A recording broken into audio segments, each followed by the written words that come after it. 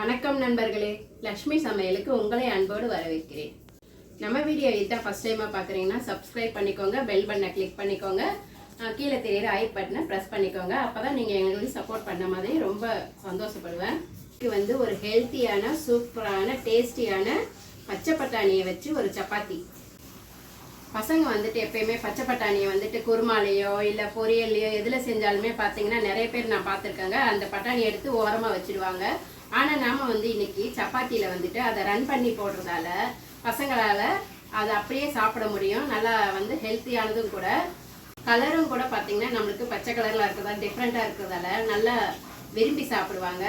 அதை எப்படி செய்யறதுன்னு பார்க்கலாம், வாங்க வீடியோக்குள்ளே போகலாம். இப்போ வந்து மிக்ஸி ஜாரில் நான் வந்துட்டு பச்சை பட்டாணி வந்து கைக்கு இந்த மாதிரி 2 இது வர மாதிரி எடுத்திருக்கேங்க. ஃபுல்லாக போடணுன்னா ஒரு கைப்பிடி அளவுக்கு எடுத்திருக்கேன். 2 பச்சை மிளகாய் போட்டுக்கிறேன். இதில் 1 இன்ச்சு சைஸ் இஞ்சி போட்டுக்கலாம். கொத்தமல்லி வந்துட்டு நான் ஒரு அரை கட்டு இருக்கிற மாதிரி போட்டுக்கிறேன். இதை நல்லா அப்படியே அரைச்சிட்டு வந்துடலாங்க. நம்ம இந்த மாதிரி பேஸ்ட்டாக அரைச்சி வச்சுக்கிட்டோங்க. இது அப்படியே இருக்கட்டும். நான் வந்து 2 கப்பு கோதுமை போட்டுக்கிறேங்க, கோதுமை மாவு. நான் இந்த கோதுமை வந்து வீட்டிலையே கோதுமை வாங்கி வெயில் ஆற வச்சு அரைச்சது தான். பாக்கெட் மாவாக இருந்தால் கூட நீங்கள் சேர்த்துக்கலாம். இப்போ இதுக்கு தேவையான அளவு உப்பு போட்டுக்கிறோம். இதில் கொஞ்சமாக ஆயில் ஊற்றிக்கிறேன்.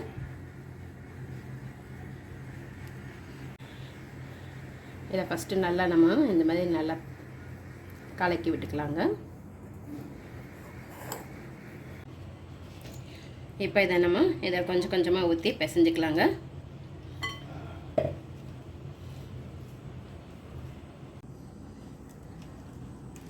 இது ஃபுல்லாகவே போட்டுக்கலாம். இதில்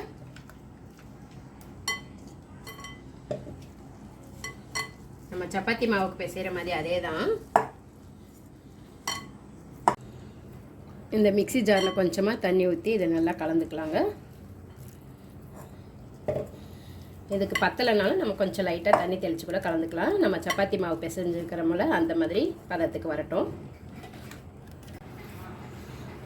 பாருங்கள், நம்ம வந்து மாவு இந்த அளவுக்கு பிசைஞ்சு எடுத்தாச்சு. இப்போ வந்து இது காயாமல் இருக்கிறதுக்கு கொஞ்சம் எண்ணெய் பூசி வச்சுக்கலாம்.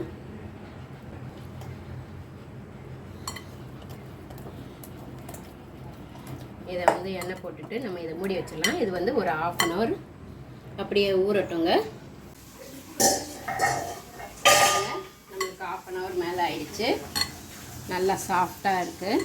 இப்போ இதை நம்ம உருண்டை பண்ணிக்கலாம்.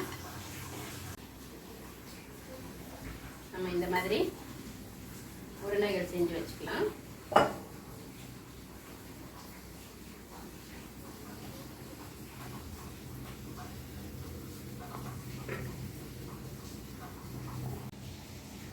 எல்லாமே இந்த மாதிரி உருண்டை பண்ணி வச்சுக்கிட்டாங்க. எனக்கு வந்து மொத்தம் 11 உருண்டை வந்திருக்குங்க. நான் 2 கப்பு மாவு எடுத்துக்கிட்டேன். இப்போ வந்து நம்ம சப்பாத்தி தேய்ச்சி எடுத்துக்கலாம்.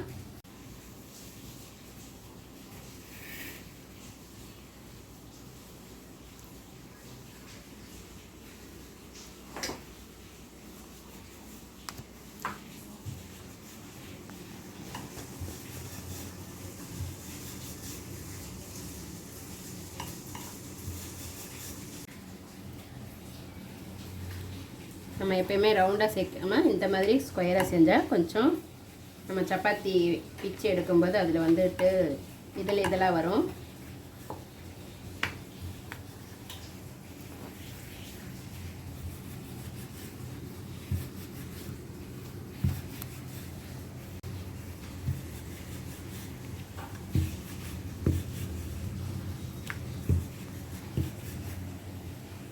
நம்ம இந்த மாதிரி செய்யும்போது வந்துட்டு உள்ள லேயராக கிடைக்கும். நம்மளுக்கு வந்துட்டு எந்த மாதிரி ஷேப் வேணுமோ அந்த மாதிரிலாம் நம்ம தேய்ச்சி எடுத்துக்கலாங்க. இது நம்மளுடைய விருப்பம்தான். இதே மாதிரியே நம்ம எல்லாமே தேய்ச்சி எடுத்துக்கலாம்.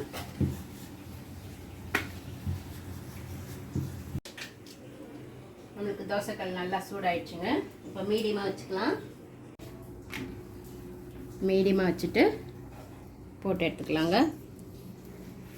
சப்பாத்தி வந்து எப்பயுமே வந்துட்டு ஒரு மீடியமாக வச்சுக்கணும். ரொம்ப ஸ்லோவாகவும் வைக்கக்கூடாது, ரொம்ப அதிகமாகவும் வைக்கக்கூடாதுங்க. அப்போ தான் நம்மளுக்கு சப்பாத்தி நல்லா போட்டு எடுக்க வரும்.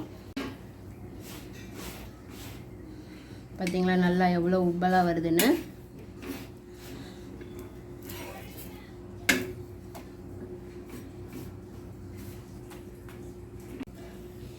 இப்போ வந்துட்டு அதில் கொஞ்சமாக எண்ணெய் தேய்ச்சிக்கலாம்.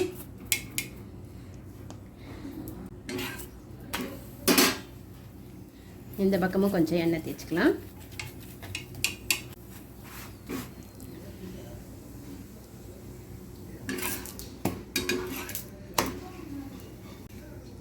அவ்வளோதாங்க. இந்த மாதிரி நம்ம போட்டு எடுத்துக்கலாம்.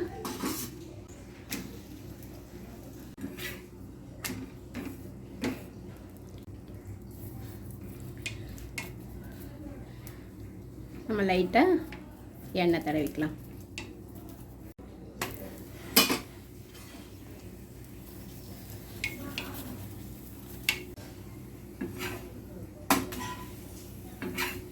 அவ்வளோதாங்க, சூப்பரான நம்மளுக்கு பச்சை பட்டாணி சப்பாத்தி ரெடி.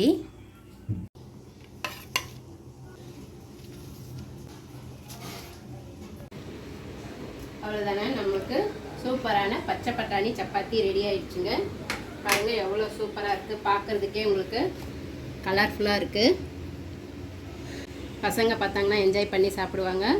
நீங்களும் உங்கள் வீட்டில் ட்ரை பண்ணி பாருங்கள். எப்படி இருந்ததுன்னு கமெண்ட்டில் சொல்லுங்கள். பாருங்கள் நல்லா சாஃப்டாக இருக்குது பாருங்கள்.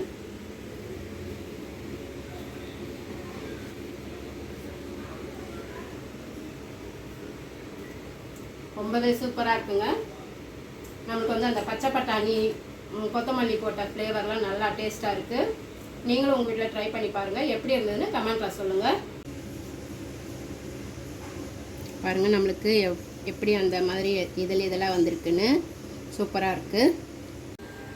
நாம் வந்து இந்த சப்பாத்திக்கு அப்படியே கூட சாப்பிட்லாங்க. இல்லைனா வந்துட்டு உருளைக்கிழங்கு மசாலா இல்லைனா வெஜிடபிள் குருமா இந்த மாதிரி எது வேணாலும் வச்சுக்கலாங்க. ரொம்ப சூப்பராக இருக்கும். நீங்களும் உங்கள் வீட்டில் ட்ரை பண்ணி பாருங்கள். அடுத்த வீடியோவில் வேறு ஒரு டிஷ்ஷோடு சந்திக்கிறேன். நன்றி, வணக்கம்.